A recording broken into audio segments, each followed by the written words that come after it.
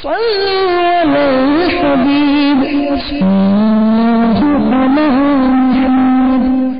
take note that the programs and other transmissions aired on Madani channel may contain clips of various occasions and audible editing.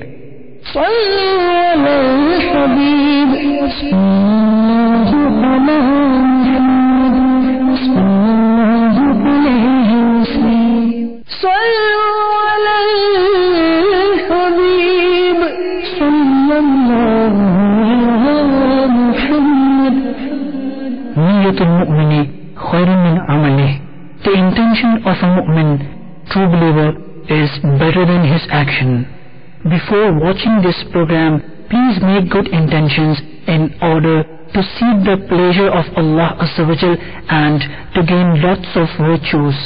For the sake of gaining the pleasure of Allah Azza wa Jal, I will seek ilm deen. After acquiring knowledge from this program, I will convey it to others as an invitation towards righteousness. I will note down the important points. I will watch this program from beginning to end. Insha'Allah Azza wa Jal.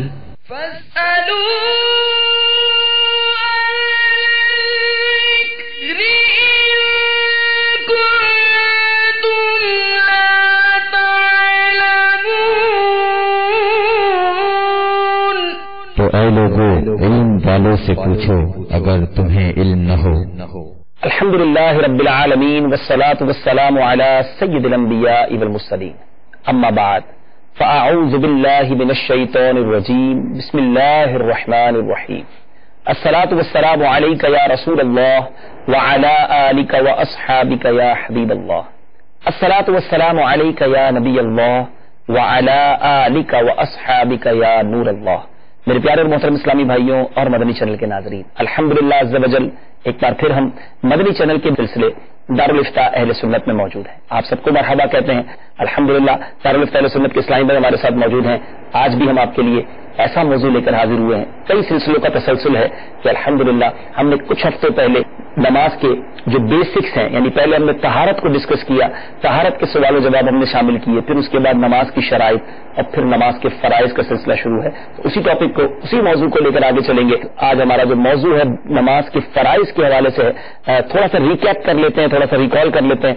حضور آپ سے عرض یہ ہے کہ پچھلے سلسلے میں ہم نے نماز کے شرائط کو ڈسکس کیا، نماز کے شرائط کے بارے میں سوالات بھی ہوئے، آپ نے اس کی وضاحت ارشاد فرمائی، پھر نماز کے فرائض ہوئے.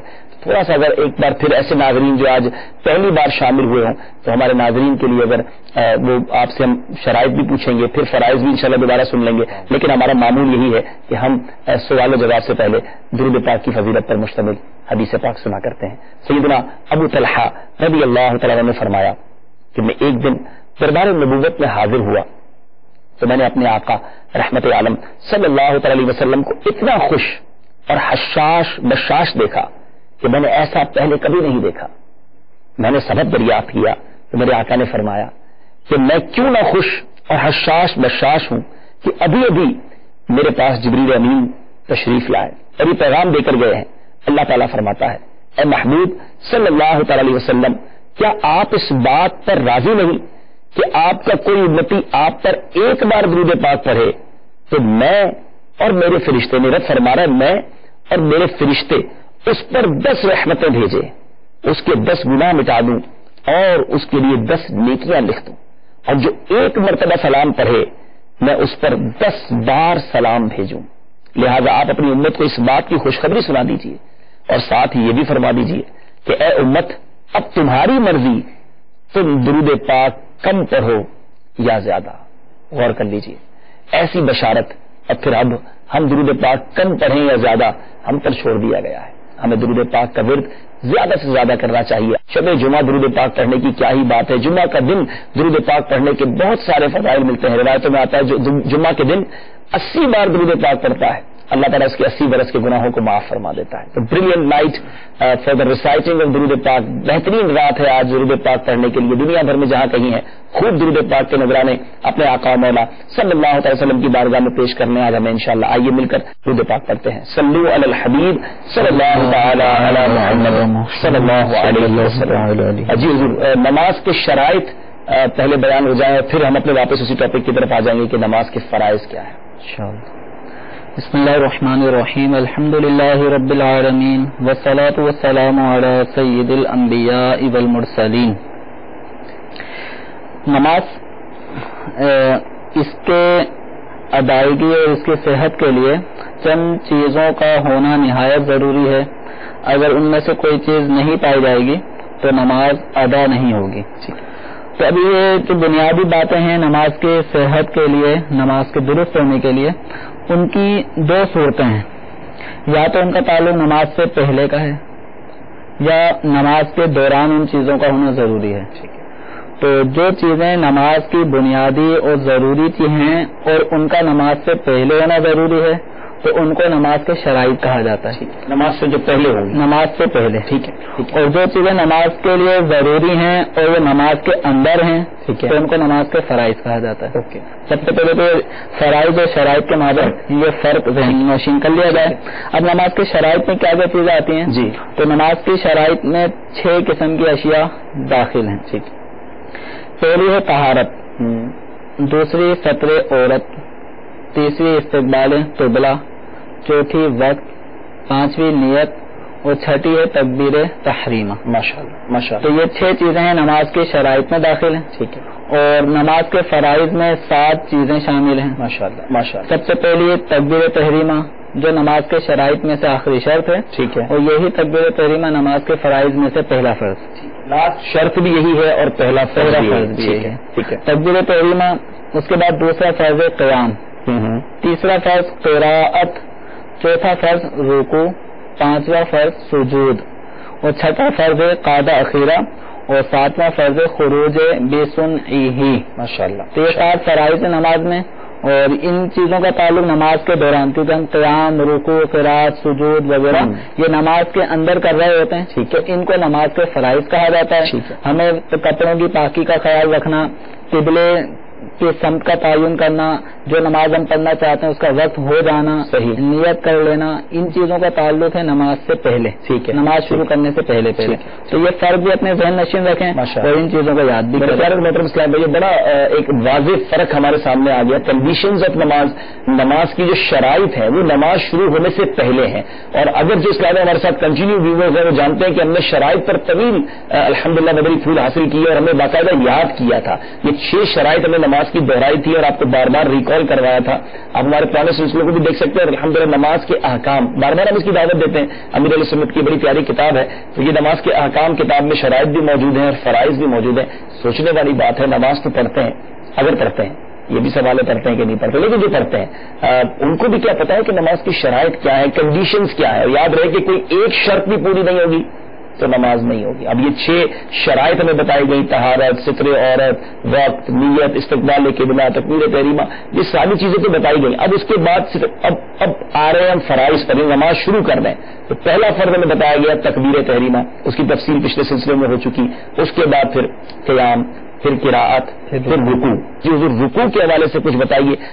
رکوع غالباً پچھلے سلسلے میں کچھ تھوڑا سا ڈسکس ہوا تھا، لیکن ہم اسی کو کنیکٹ کر لیتے ہیں۔ رکوع کس طرح کمر جھکانی ہے؟ کچھ لوگ بڑا شارٹ رکوع کرتے ہیں، تو کچھ رکوع کی تھوڑی سی تفصیل اگر بیان ہو جائے۔ رکوع یہ عربی کا لفظ ہے، اس کا معنی ہے جھکنا، ٹھیک ہے۔ اب یہاں پر کتنا جھکنا یہ شریعت مطہرہ کے نزدیک مطلوب ہے، تو اس کی حد بندی یہ ہے کہ اگر کوئی شخص کھڑا ہے وہ اتنا جھکے، اپنی کمر اتنا جھکائے کہ اس کے ہاتھ اس کے گھٹنوں تک پہنچ جائیں، ٹھیک ہے۔ تو جھکنے کا اتنا انداز، اتنی مقدار یہ رکوع کے فرائض میں شامل ہے، ٹھیک ہے۔ اگر کوئی اتنا بھی نہیں جھکا کہ اس کے ہاتھ گھٹنوں تک پہنچے، ٹھیک، جھکتے رہے لیکن اس کے ہاتھ اگر وہ لٹکاتا ہے تو گھٹنوں تک نہیں پہنچتے، تو اس کا یہ جھکنا کافی نہیں ہے، ٹھیک ہے۔ اس کے لیے ضروری ہے کم از کم اتنا جھکے، مزید اور جھکے کہ اس کے ہاتھ گھٹنوں تک پہنچ جائیں۔ یہ ہے رکوع کے فرائض میں شامل، ٹھیک ہے۔ اور سنت یہ ہے کہ رکوع کرنے والا اپنے کمر کو بالکل سیدھا کر دے، اس کی کمر ہے تو یہ کمر بالکل پلین ہو جائے، یہ سر اونچا نہ ہو، نیچے نہ ہو. تو بعض لوگوں کی عادت ہوتی ہے کہ بعض اپنے سروں کو اونچا رکھتے ہیں, ٹھیک ہے, اور بعض اپنے سروں کو جھکا دیتے ہیں.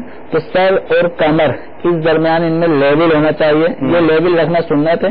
اور مزید یہ کہ اپنے ہاتھوں میں تناؤ بھی ہو, ٹھیک ہے, بالکل خم نہ ہو, ہاں فول نہ ہو, گھٹنے بھی فول نہ ہو, گھٹنے بھی تنے ہوئے ہوں, ٹائٹ ہوں, اسی طرح اس کی کونیاں بھی اس کی ٹائٹ ہو رہی ہوں. تو اس حالت میں رکوع کرنا یہ سنت ہے. ماشاء اللہ ماشاء اللہ. امید ہے کہ میرے پیارے اسلام میں رکوع کے حوالے سے ہم نے سنا ہوگا. واقعی کچھ لوگ پراپر نہیں جھکتے بلکہ کمر سیدھی کرنی ہے, یہ سنت ہے. یہ کہاں سے سیکھا جائے؟ الحمدللہ شیخ طریقت امیر اہل سنت نے پریکٹیکل کر کے بھی ویڈیو پر یہ عطا فرمایا. وہ ویڈیو بھی آپ مکتبۃ المدینہ سے نماز کا عملی طریقہ, وضو کا عملی طریقہ حاصل کر سکتے ہیں. اور ساتھ ساتھ الحمدللہ میرے پیارے محترم اسلام مدنی قافلے میں ہم نے دیکھا کہ مدنی قافلے میں جب نماز کا پریکٹیکل کروایا جاتا ہے, کئی اسلامیوں کا ایکسپیرینس ہوا ہوگا جو اس وقت سلسلہ دیکھ رہے ہوں گے کہ مدنی قافلے میں جا کر ہمیں باقاعدہ بتایا جاتا ہے رکوع کیسے کیا جائے, رکوع کر کے کس طرح کمر سیدھی ہوگی, سر زیادہ نہیں جھکا ہوا ہونا چاہیے, پھر نگاہیں رکوع کے وقت کہاں ہوں گی؟ رکوع کے وقت نگاہیں اپنے پاؤں کی پشت پر, انگوٹھوں کی انگلیوں کی سائڈ, ٹھیک ہے, اس طرح اپنی نگاہیں رکھنی ہیں.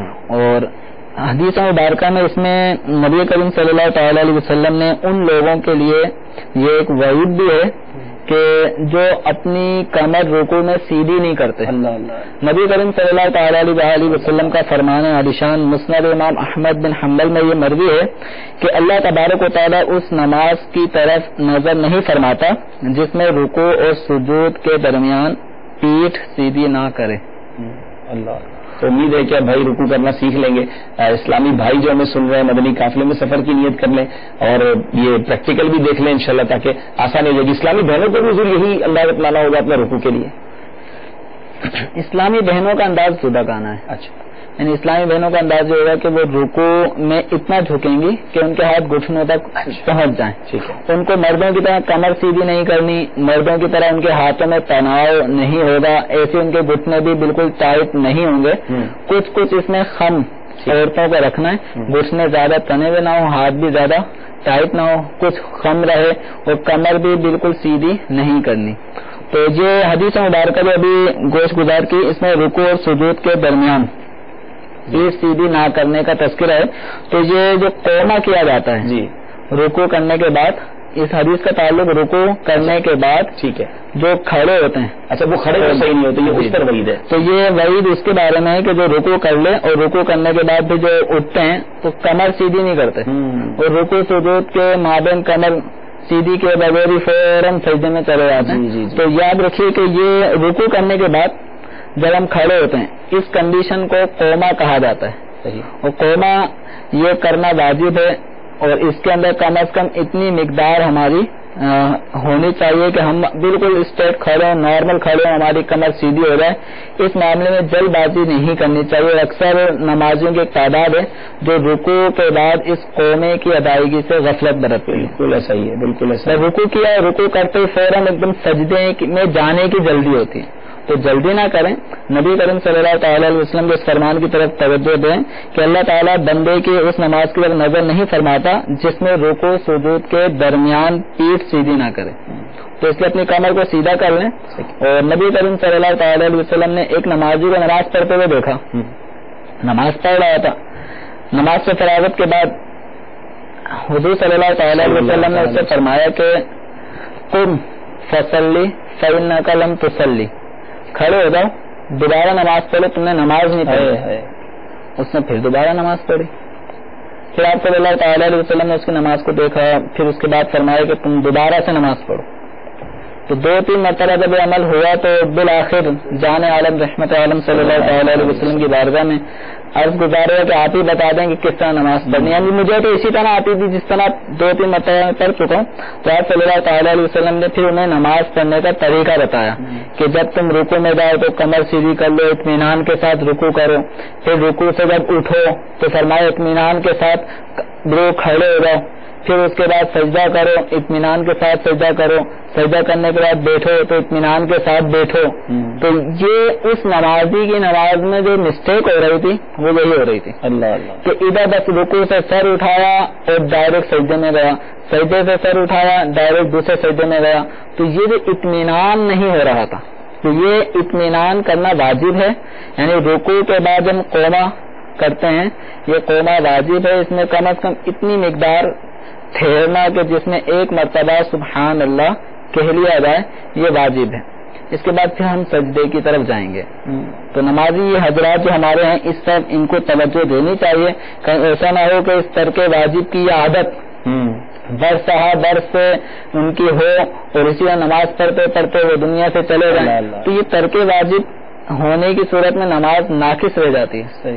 تو یہ نقص دور کرنے کے لیے اگر یہ عمل بھولے سے ہوا تو سجدہ سہو کریں، اور جان بوجھ کے ہوا اور ظاہر یہی ہے کہ سیکھا نہیں جان بوجھ کے ہی کر رہے ہیں یہ سارے معاملات.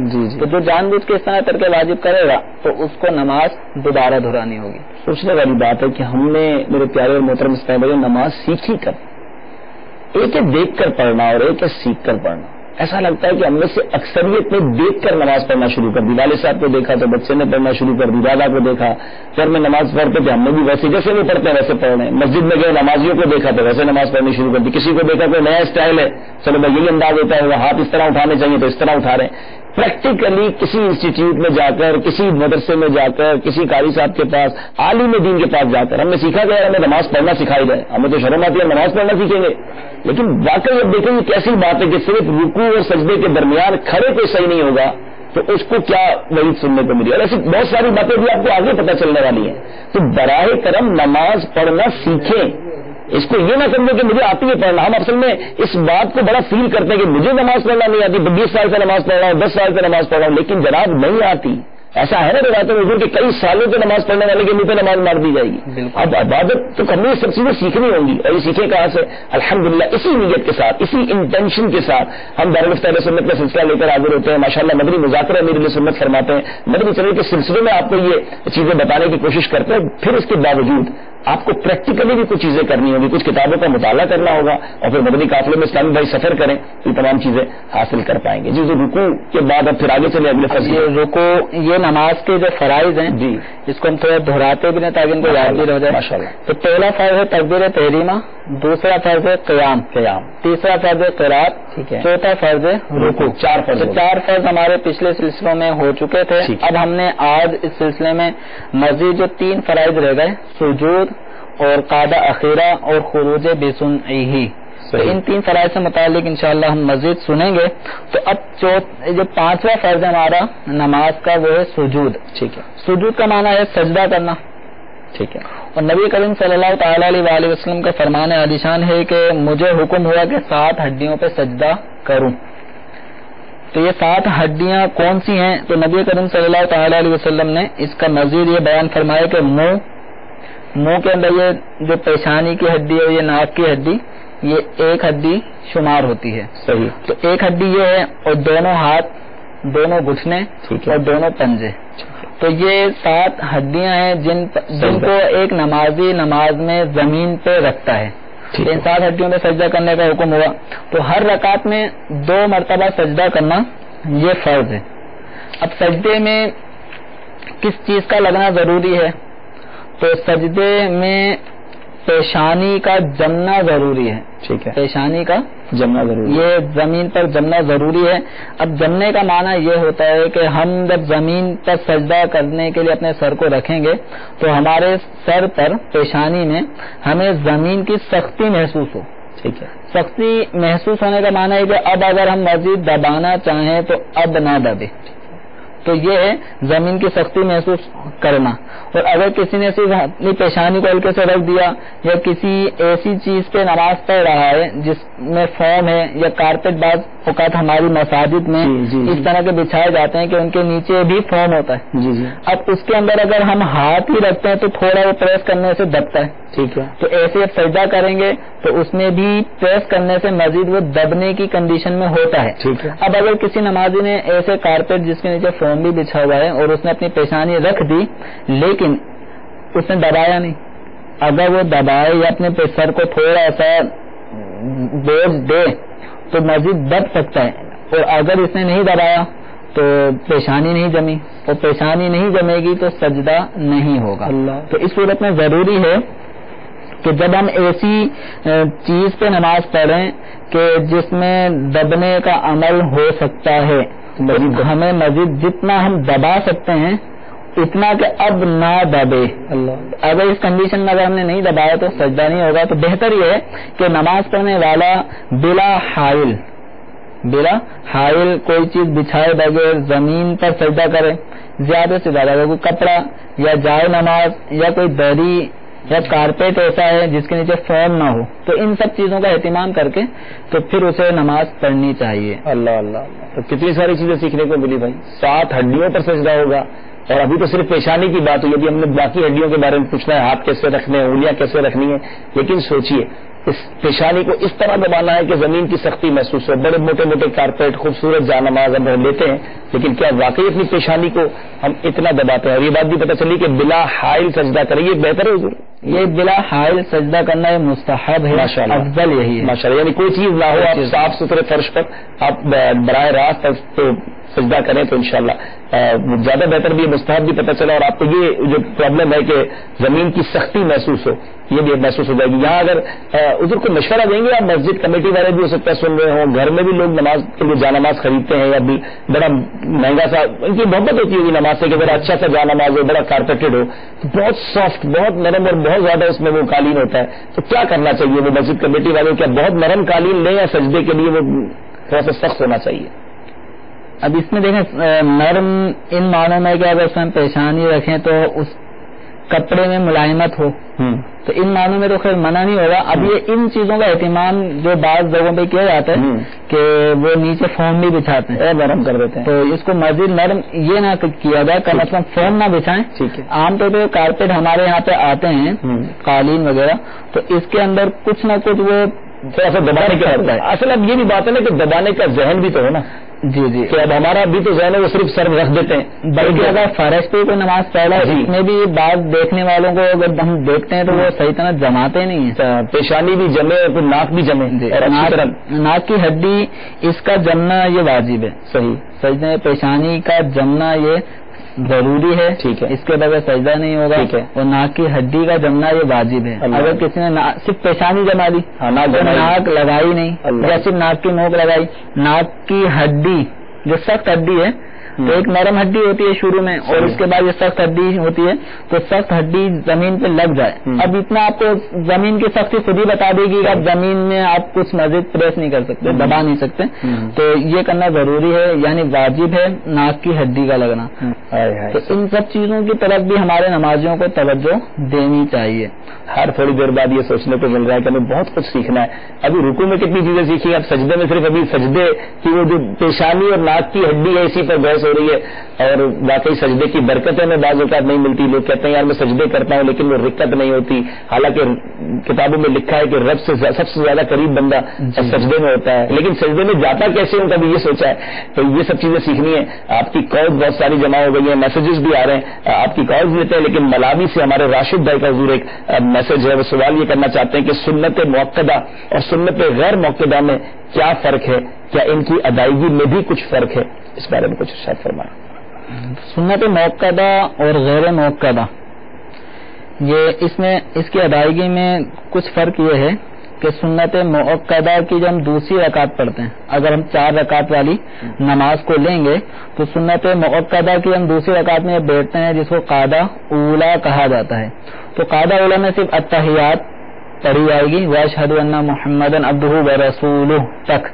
ٹھیک ہے. اس کے بعد پھر ہمیں تیسری رکعت کے لیے کھڑا ہو جانا ہے, اور تیسری رکعت میں ہم نے ثنا نہیں پڑھنی, سبحانک اللہم یہ نہیں پڑھنی, بلکہ بسم اللہ پڑھ کے سورہ فاتحہ اور سورتیں ہم نے پڑھنی ہوگی. یہ 2 باتیں کہ دوسری رکعت کے قاعدہ میں ہم نے صرف اور صرف التحیات پڑھنی ہے, درود شریف نہیں پڑھنا. تیسری رکعت میں ہم نے صرف سورہ فاتحہ سے اسٹارٹ لینا ہے, ثنا نہیں پڑھنی. اس کے برعکس جو سنت غیر موقدہ یعنی عصر اور عشاء سے پہلے کی 4 رکعتیں سنت ہیں, یا 4 رکعت نوافل جو صلاۃ التسبیح ہوتی ہے, تو اس کا طریقہ یہ ہے کہ ہم دوسری رکعت میں جب بیٹھیں گے قاعدہ اولا میں تو التحیات پڑھنے کے بعد مستحب ہے کہ درود ابراہیمی بھی پڑھا جائے. اور جب ہم تیسری رکعت کے لیے کھڑے ہوں گے تو مستحب یہ ہے کہ وہاں پہ سبحانک اللہم سے شروع کیا جائے. تو گویا یہ ہے کہ سنت غیر موقدہ جی اس کی تیسری رکعت کو ہم نے اس انداز میں پڑھنا جیسے پہلی رکعت. ٹھیک ہے, بس یہ فرق کو ذہن میں رکھیں. اچھا اگر اس طرح نہیں کرتا کوئی، جس طرح سنت موقدہ پڑھی جاتی ہے کہ دوسری رکعت میں صرف التحیات پڑھی اور تیسری رکعت میں سورہ فاتحہ سے شروع کر دیا، بالکل اسی طرح ہی اگر کوئی 4 سنتیں غیر موقدہ بھی پڑھ لیتا تو وہ ہو جائیں گی؟ ہاں سنت یہ مستحب، ٹھیک ہے، ان چیزوں کا اضافہ سنت غیر موقدہ مستحب ہے، اور مستحب کا اگر کسی نے ترک کر دیا تو نماز میں کوئی حرج واقع نہیں ہوتا. ٹھیک ہے، امید ہے کہ ہمارے راشد بھائی ملاوی سے آپ نے کوشچن کیا تھا اسکائپ پر، آپ کو جواب مل گیا ہوگا. آئیے کالز کی طرف چلتے ہیں، دیکھتے ہیں کہاں سے اسلامی بھائی ہم سے کیا سوال کرنا چاہتے ہیں. صلو علی الحبیب صلی اللہ تعالی علی محمد صلی اللہ علیہ وسلم. محمد ساجد اختاری عرض کر رہا ہوں باول مدینہ کراچی سے. سب سے پہلے تو میں عبدالحبیب بھائی کی بارگاہ میں مبارکباد پیش کروں گا کہ ماشاءاللہ مکہ مدینہ کی زیارت سے تشریف لائیں، اور ان کی بارگاہ میں عرض کروں گا کہ ہمارے لیے دعا فرمائیں، اللہ تعالیٰ ہمیں بھی ان مقدس مقامات کی حاضری نصیب فرمائیں. میرا سوال یہ تھا کہ نماز کے جو 7 فرائض ہیں اس بارے میں ارشاد فرما دیں ہمارے تابلستہ اہل سنت کے اسلامی بھائی کہ اگر کسی اسلامی بھائی کا فرض بھولے سے نماز کے اندر اگر چھوٹ جاتا ہے تو اس صورت میں اس کی نماز پہ کیا اثر پڑے گا؟ محمد احسان اطاری اسپین سے بات کر رہا ہوں، بارسلونا سے. تو یہ پوچھنا تھا حضرت سے کہ یہ جو سنتیں اور فرض ہیں ان میں پلیز فرق بتا دیجیے، اور سنتیں پڑھنے کا کیا طریقہ ہے اور فرض پڑھنے کا کیا طریقہ ہے؟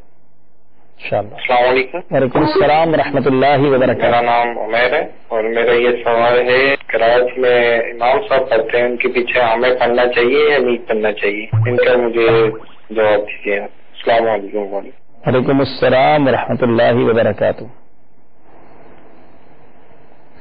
جی محمد ساجد بھائی مرحبا کہتے ہیں، جزاک اللہ. اللہ تعالیٰ یقیناً ہم سب کی دعائیں ہیں، اللہ تعالیٰ آپ سب کو بھی بار بار حرمین طیبین کی حاضری عطا فرمائے، ہمیں بھی حاضری عطا فرمائے. واقعی وہ جگہ ہے ایسی کہ کتنی بار کیوں نہ دیکھ لیں، بار بار جانے کو جی چاہتا ہے. اللہ تعالیٰ اسی طرح ہم سب کو بار بار حرمین طیبین کی حاضری عطا فرمائے. نماز کے 7 فرائض حضور فرض کوئی ایک چھوٹ جائے، بھول کر چھوٹ جائے تو کیا نماز ہو جائے گی؟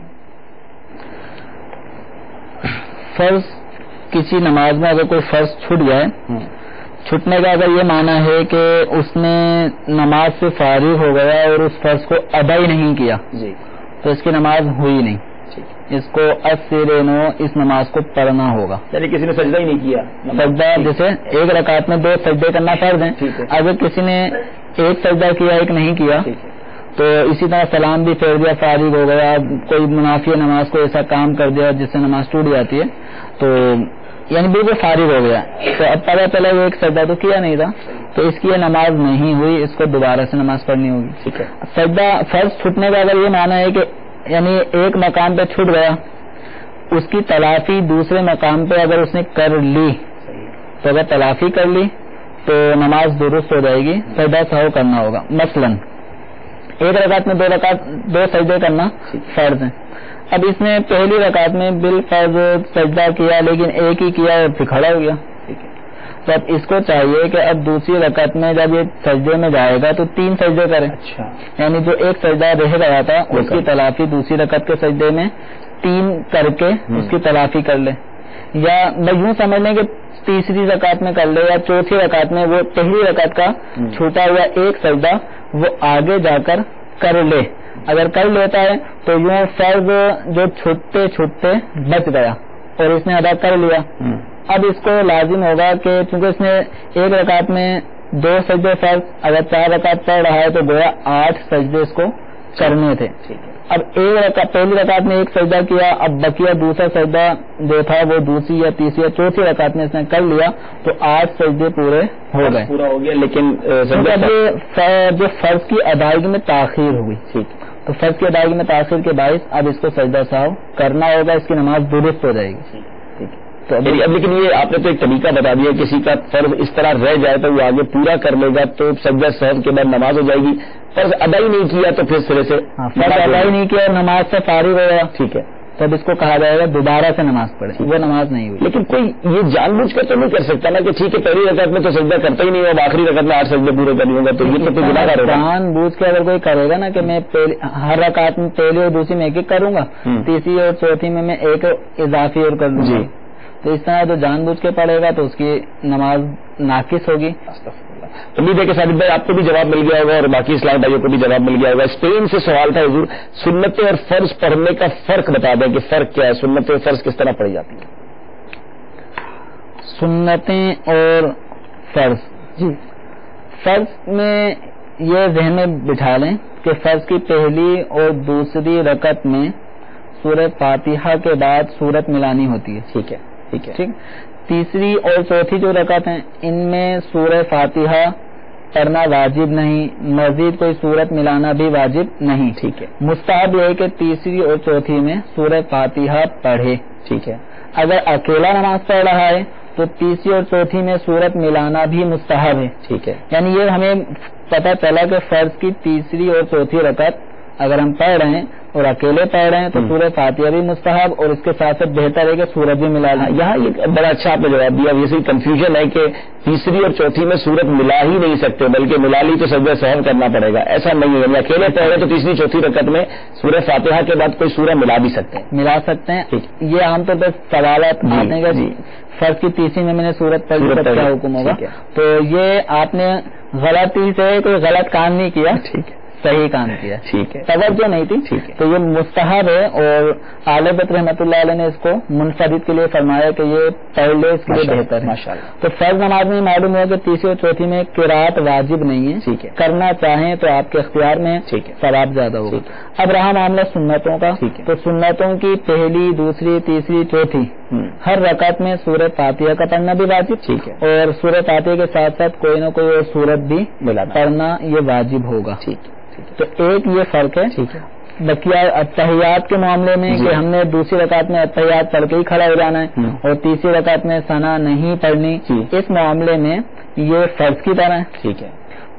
سنت غیر موقدہ اور فرض میں یہ فرق آ جائے گا کہ سنت غیر موقدہ میں اتحیات جو دوسری رکعت میں ہوتی ہے اس کے بعد درود بھی پڑھیں گے, تیسری رکعت میں ثنا بھی پڑھیں گے. تو اس حوالے سے سنت غیر موقدہ اور فرض میں یہ فرق ہو جائے گا, جبکہ دوسری رکعت کے قاعدہ میں صرف اتحیات پڑھنے اور تیسری رکعت میں ثنا نہ پڑھنے کے اعتبار سے سنت موقدہ اور فرض کا اور وتر کا ایک ہی حکم ہے. ٹھیک ہے. لیکن واقعی فرق تو بہت سارے بن جائیں گے. ثواب میں بڑا فرق ہوگا, نیت کرنے میں فرق ہوگا. فرض کی نیت سے کرے گا, سنت کی نیت سنت کی نیت سے پڑھنے کا جو فرق ہے وہ آپ نے بیان کیا. جی جی. امید ہے کہ اسپین کے اسلام کو بھی جواب مل گیا ہوگا. ہمارے عمیر بھائی تھے, قراءت امام صاحب کے پیچھے ہم قراءت کریں گے یا نہیں کریں گے؟ امام کے پیچھے قراءت کرنا یہ مقتدی کو جائز نہیں ہے. ٹھیک ہے. مقتدی کو حکم یہ مسلم شریف کی روایت میں ہے وَإِذَا قَرَأَ فَأَنصِتُوا. حکم یہ دیا گیا کہ امام جب قراءت کرے تو تم چپ رہو. ٹھیک ہے. ایک اور روایت میں فرمایا گیا ہے کہ من کان لہ امام فقراءۃ الامام قراءۃ لہ, کہ جو امام کے پیچھے نماز پڑھے تو امام کی قراءت مقتدی کی قراءت ہے. ٹھیک ہے. تو مقتدی خاموشی کے ساتھ قراءت سنے گا. اگر جیسے فجر اور مغرب اور عشاء یا جمعہ یا عیدین ان میں چونکہ تلاوت ہوتی ہے جہر بلند آواز سے, تو مقتدی ان کو سنے گا, اس پہ خاموشی اور توجہ کے ساتھ سننا یہ واجب ہے. ظہر اثر ان کے اندر امام صاحب تلاوت کرتے ہیں لیکن آہستہ. مقتدی کو اس مقام پر بھی حکم یہ ہے کہ وہ خاموشی کے ساتھ چپ رہے اور اس پہ لازم ہے مقتدی تلاوت نہیں کرے گا. ہاں جہاں تک ثنا پڑھنے کا تعلق ہے پہلی رکعت میں تو سبحانک اللہم یہ پڑھ کر خاموش ہو جائے گا. ٹھیک ہے. ٹھیک ہے. یہ تو ہو گیا. لیکن اب یہ بتائیں کہ جیسے 4 فرض ہیں, 2 پہلی میں تو امام صاحب نے تلاوت کی, ہم نے سن لی, یا ایسی نماز ہے جس میں امام صاحب جہری تلاوت نہیں کر رہے, اپنی ان تک آواز آ رہی ہے. اب دوسری 2 رکعتیں جو ہیں اس میں تو اب اس میں کیا ہم سورہ فاتحہ پڑھیں گے یا اس میں بھی خاموش رہیں گے؟ مقتدی جب امام کے پیچھے آئی ہے نا تو اس میں قرآن نہیں پڑھنا. اچھا. بس یہ اصول ذہن میں رکھ لیں گے نا. اچھا. قرآن نہیں پڑھنا, وہ امام صاحب پڑھیں گے. وہ امام صاحب پڑھیں گے. ٹھیک ہے. ہمیں قرآن کے علاوہ دیگر اورات, تسبیحات, درود شریف یہ ہم نے پڑھنی. اچھا, وہ یاد ہوتا ہے نا, کئی لوگوں کو دیکھا ہے کہ امام صاحب بھی تلاوت کر رہے ہیں, سورت مجھے بھی یاد ہے تو ساتھ ساتھ پڑھتے ہیں کہ مجھے اچھا لگتا ہے امام صاحب پڑھ رہے ہیں میں بھی پڑھ رہا ہوں, برابر میں نماز بھی بالکل ساتھ ساتھ پڑھ رہے تھے. یہ بچوں کی عادت ہے جو آپ بڑوں میں بھی شامل ہو گئی ہے. تو عام طور پر بچوں کو آپ نے دیکھا ہوگا کہ امام صاحب تلاوت کر رہے ہوتے ہیں, بچے بھی پڑھ رہے ہوتے ہیں, یاد ہو جاتی ہے بچوں کو, بلکہ بچے امام صاحب کے وقت کرنے کے بعد اگلا لفظ شروع کر دیتے ہیں, پہلے بتا رہے ہوتے ہیں. تو یہ طریقہ جائز نہیں ہے. ٹھیک. مقتدی کو امام کے پیچھے قرآن پڑھنے کی اجازت نہیں. حدیث مبارکہ میں جو مسلم شریف میں روایت کیا تھا وَإِذَا قَرَأَ فَأَنصِتُوا، جب امام قرات کرے تو چپ ہو جاؤ. ٹھیک ہے. امید ہے کہ بڑا کلیئر آج کانسیپٹ ہو گیا ہمارا کہ امام صاحب کے پیچھے جب بھی نماز پڑھیں گے قرآن نہیں پڑھیں گے، باقی اوراد وغیرہ جو ہمارے تسبیحات پہ پڑھیں گے یہ بتا دیں امام صاحب کے پیچھے تو نہیں پڑھیں گے. امام صاحب کے ساتھ شامل ہوئے، 4 رکعت والی نماز تھی، 3 رکعتیں ملی ہمیں، 1 رکعت ملی نہیں ہے. اب اس 1 رکعت میں قرآن پڑھیں گے یا اس میں بھی نہیں پڑھیں گے؟ جب امام صاحب کے سلام پھیرنے کے بعد ہم کھڑے ہوں گے جی تو امام کے پیچھے تو نہیں ہے. ٹھیک ہے. اب ہم ہو گئے اکیلے ہونے کی صورت میں جس طرح اکیلا نماز قرآن پڑھتا ہے اس کو ہی پڑھنا ہوگا. ٹھیک ہے.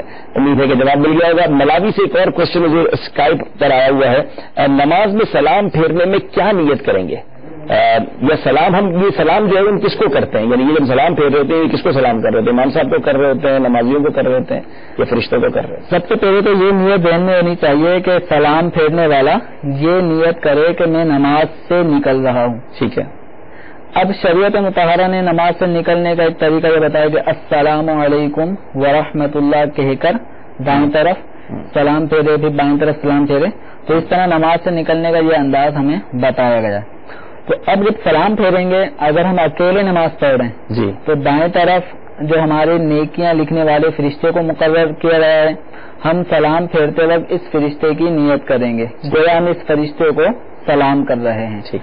اور بائیں طرف جب ہم سلام پھیریں گے تو اس طرف والے فرشتے جو بدی انسان کی برائیاں لکھنے پر مامور ہیں ان کو سلام کریں گے، ان کی بارگاہ میں سلام عرض کریں گے. یہ تنہا نماز پڑھنے والے. ٹھیک ہے. اگر ہم نماز پڑھیں جماعت میں تو جماعت میں نماز پڑھتے وقت جب ہم سیدھی طرف سلام پھیریں گے تو سیدھی طرف سلام پھیرنے فرشتے کی بھی نیت کرنی ہے اور سیدھی طرف جتنے مقتدی ہیں ہمارے ان سب کو بھی سلام کرنے کی نیت کرنی ہے. اور اگر امام صاحب ہمارے سیدھی جانب ہیں تو ہم نے سلام پھیرتے وقت نیت میں امام صاحب کو بھی شامل کرنا ہے.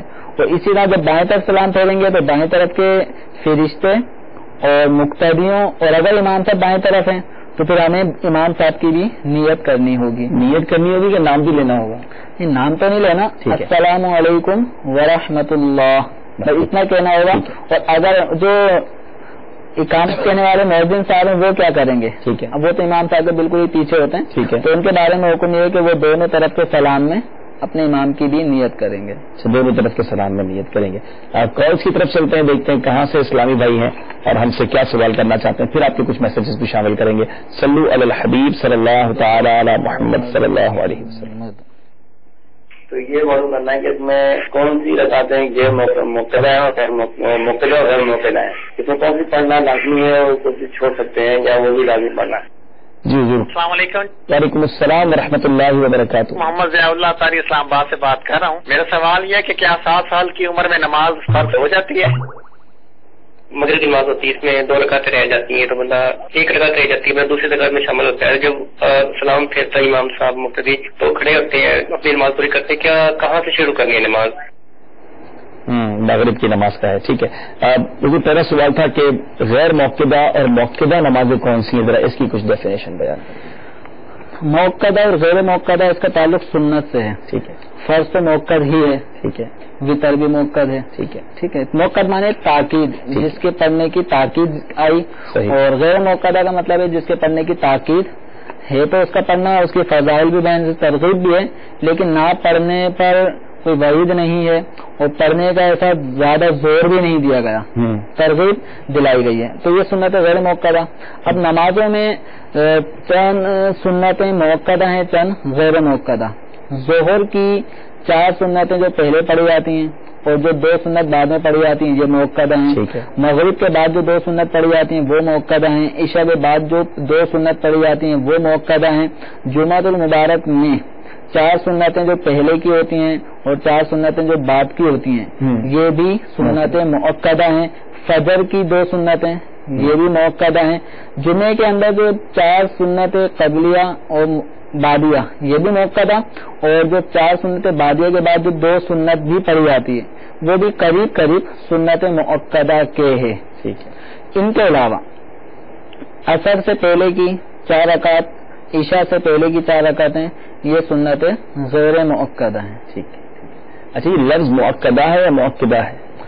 کاف کے اوپر زبر ہے مؤکدہ، مؤکدہ، اور آپ نے بتایا کہ تاکید کی ہوئی ہے، تاکید غیر مؤکدہ کا مطلب یہ ہو گیا اس میں تاکید نہیں ہے، ان کے پڑھنے میں اتنی سختی کہ پڑھنی ہے، ان میں تاکید میں تاکید نہیں ہے، ترغیب ہے. ٹھیک ہے، ترغیب تو ہے، لیکن کیا یہ اپنی عادت بنا لینا صحیح ہے کہ غیر مؤکدہ پڑھنی نہیں ہے؟ کیا فرماتے ہیں، مطلب اس کی کیا کرنا چاہیے اس میں؟ عادت جو چاہتا ہے کہ نامہ اعمال میں ثواب کم ہو تو بھلے وہ عادت بنا لے، اللہ، اور جو ثواب کا محتاج ہے جس کو چاہیے کہ اس کے آخرت میں درجات بلند ہوں تو اس کو تو کبھی نہیں چھوڑنی چاہیے. کچھ لوگوں کی عادت بن جاتی ہے کہ بس وہ غیر مؤکدہ پڑھنی نہیں ہے، تو ایسا نہ کریں. ہمیں کبھی 17 رکعت والی عشاء بھی پوری پڑھنی چاہیے اور جو 7 رکعت والی مغرب بھی پوری پڑھنی چاہیے. نارملی دیکھا ہے کہ فرض و سنتیں پڑھ لی اور فارغ ہو گئے، تو ایسا نہیں ہونا چاہیے اور اس کی عادت نہیں بنانی چاہیے. اسکائپ پر بھی میسیجز آ رہے ہیں، وہ بھی شامل کریں گے، لیکن پہلے جو کالز پر میسیجز آئے وہ ہم لے لیتے ہیں. یہ حضور فرمایا ضیاء اللہ بھائی تھے، 7 سال کی عمر میں کیا نماز فرض ہو جاتی ہے؟ کیا فرماتے ہیں؟ 7 سال کی عمر میں کیونکہ ابھی بلوغ کا زمانہ شروع نہیں ہوا ہوتا، ٹھیک ہے، تو اس لیے ابھی نماز تو فرض نہیں ہوئی، لیکن حکم یہ ہے کہ جب بچہ 7 سال کی عمر کو ہو جائے ٹھیک ہے، تو اس کو نماز کا حکم دو، ٹھیک ہے، یعنی اب سے اس کو تاکید کرنا شروع کر دیں. جب 10 سال کی عمر کو پہنچ جائے، نماز نہ پڑھے، سستی کاہلی کا مظاہرہ کرے، تو حکم یہ کہ اس کو مار کر بھی نماز کی عادت دلواؤ. تو اب یہ کہ بالغ کون کب ہوتا ہے، تو لڑکی میں بالغ ہونے کی علامتیں 9 سال کی عمر سے شروع ہو جاتی ہیں، ٹھیک ہے، اور لڑکے میں بالغ ہونے کے اثرات آثار یہ 12 سال کی عمر میں شروع ہوتے ہیں. ٹھیک ہے. اب وہ آثار جو بھی ہیں اگر نہیں پائے گئے تو 15 سال کی عمر میں ان دونوں کو بالغ مان لیا جائے گا. ٹھیک ہے، ٹھیک ہے. تو بالغ ہونے کے بعد نماز فرض ہوگی 7 سال. بالغ جب تک نہیں ہوا، نابالغی کے زمانے میں نماز فرض نہیں ہوگی.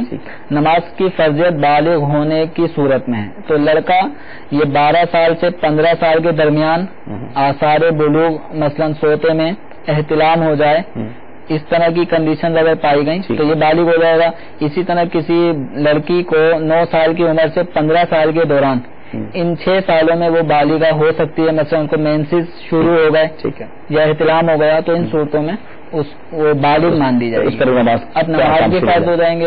7 سال کا جو حکم ہے کہ پڑھانا شروع کیا جائے گی، کیا پریکٹس کے لیے؟ پریکٹس کے لیے، تاکہ بچے کو 7 سال کی عمر سے ہی نماز کی عادت بن جائے. سبحان اللہ، سبحان اللہ. واقعی ایسا ہونا چاہیے. ہمیں تو بچوں کو شروع ہی سے نماز کا عادی بنانا چاہیے، تاکہ ہم کہ جب بڑا ہو جائے گا پھر پڑھے گا تو یہ عادت ہوگی، تو پھر پڑھنا آسان ہو جائے گا. عادت ہی نہیں ڈالی ہوگی آپ نے تو پھر نماز پڑھانا بہت مشکل ہو جائے گا. 1 رکعت رہ جائے یا 2 رکعتیں رہ جائے، مغرب میں واقعی ایک بڑی کنفیوژن ہو جاتی ہے لوگوں کو. اب جماعت میں پہنچے اور 1 رکعت نکل گئی، اب دوسری رکعت میں کیا دوبارہ بیٹھیں گے، تو تیسری میں دوبارہ بیٹھیں گے، یا 2 نکل گئی، اب کس طرح پڑھیں گے؟ تو تھوڑا سا اس کو تسلی سے میں سمجھاتی ہوں. مغرب کی نماز اگر 1 رکعت نکلی وہ تو سمپل طریقہ ہے کہ امام صاحب کے ساتھ، کیونکہ ہم نے 2 رکعتیں پائی ہیں اور ہماری پہلی رکعت نکل گئی، ٹھیک ہے، تو امام صاحب کے سلام پھیرنے کے بعد ایک طرف جب وہ سلام پھیر دیں، اب ہمیں اطمینان ہو جائے کہ سجدہ سہو نہیں کریں گے، ابھی دوسرا سلام پھیرنے والے ہیں، پھیر رہے ہیں، تو اب ہم کھڑے ہو جائیں گے. کھڑے ہونے کے بعد ہم اپنی اس رکعت کو اس انداز میں پڑھیں گے جیسے میں پہلی رکعت پڑھ رہا ہوں. اچھا، تو پہلی رکعت میں ثنا پڑھی جاتی ہے، تعوذ، تسمیہ، سورہ فاتحہ، سورت، پھر رکوع سجود کرتے ہیں، اور تحیات میں بیٹھ کے اپنا سلام پھیر لیں گے. یہ تو ہے جس کی 1 رکعت چھوٹی، یعنی جس کی پہلی رکعت چھوٹی ہے وہ پہلی رکعت ہی پڑھے گا. جس کی جو رکعت چھوٹی ہے وہ اصل میں پڑھتا اسی رکعت کو. کیا بات ہے، واہ، بڑا آسان ہے. پہلی رکعت چھوٹی تو پہلی کو پڑھنا ہے، اب دوسری چھوٹی تو دوسری کو پڑھنا ہے. 2 چھوٹی ہے، اب 2 چھوٹ گئے تو اس کو کیا کرنا ہے؟ اب کوئی شخص آتا ہے امام صاحب کے ساتھ تیسری رکعت میں شامل ہوا، ٹھیک ہے، اس کی 2 رکعتیں چھوٹ گئی، ٹھیک ہے، تو اب یہ کس طرح پڑھے گا؟ ذہن میں وہی رکھیں کہ میری پہلی چھٹی ہے، ٹھیک ہے، پھر دوسری چھٹی ہے، ٹھیک ہے. تو امام سے سلام پھیرنے کے بعد میں کھڑا ہو جاؤں گا، ٹھیک ہے. کھڑے ہونے کے بعد مجھے ثنا پڑھنی ہے، تعوذ، تسمیہ، سورہ فاتحہ، سورت پڑھوں گا. اب اس کے بعد میں رکوع سجود کر لوں گا، ٹھیک ہے. اب کاؤنٹنگ کے اعتبار سے میری رکعتیں کتنی ہو گئی؟ 1 امام صاحب کے ساتھ پڑھی ہے، دوسری ہو گئی، اور یہ دوسری ہو گئی، ٹھیک ہے. اب یہ ذہن میں اس کو 2 اصول چلانے ہیں، ٹھیک ہے.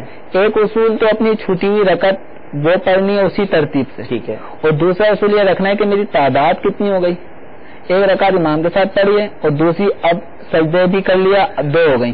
اب اس کو حکم یہ ہے کہ جب بھی 2 رکعتیں ہو جائیں گی تو اس کو قعدہ کرنا واجب، ٹھیک ہے.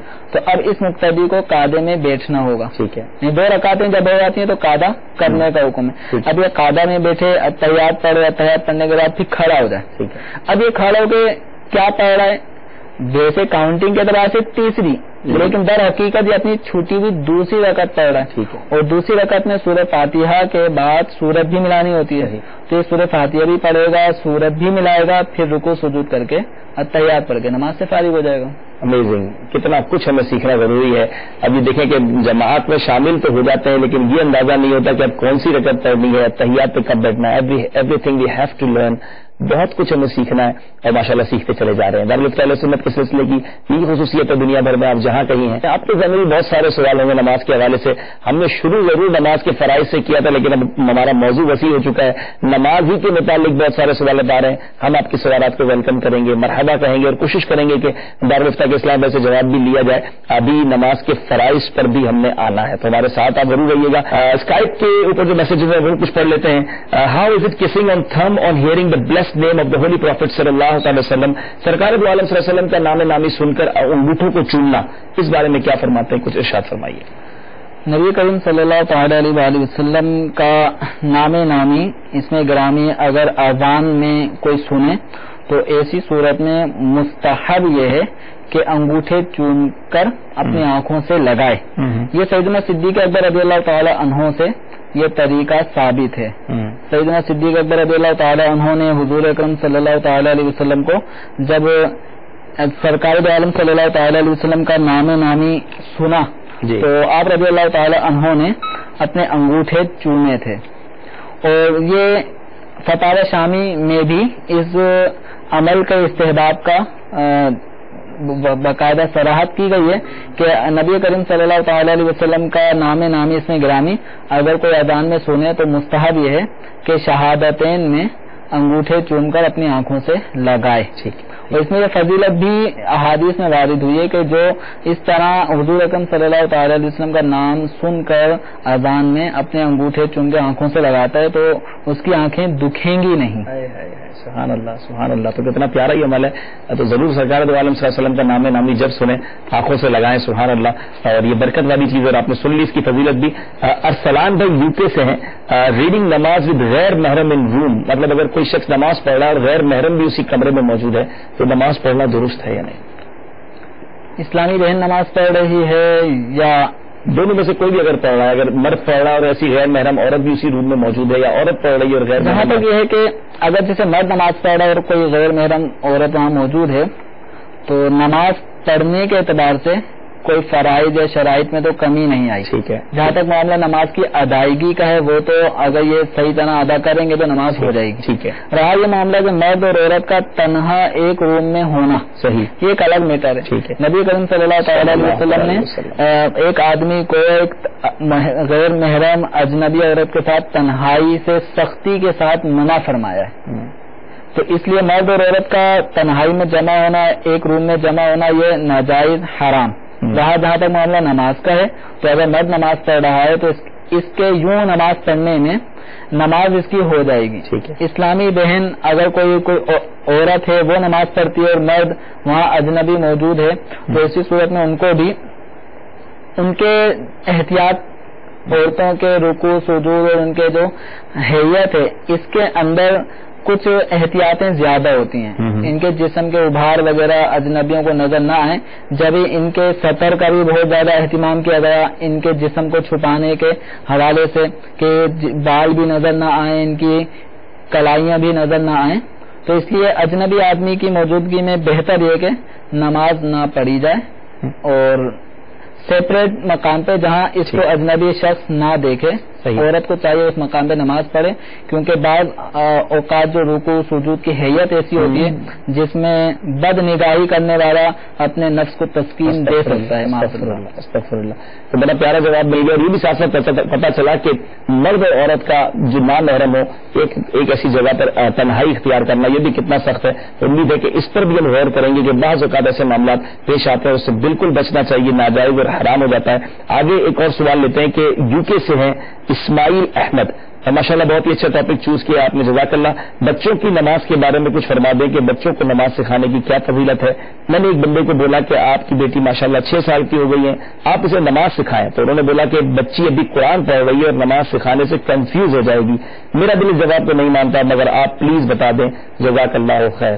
جی 6 سال کی بچی کو نماز پڑھانے کی اس کو سکھانا ضروری ہے یا پہلے قرآن پاک سکھایا جائے؟ تو اس بارے میں کوئی خاص ایسی فضیلت تو معلوم نہیں ہے کہ بچی یا بچے کو نماز سکھائی تو خاص اس کے بارے میں.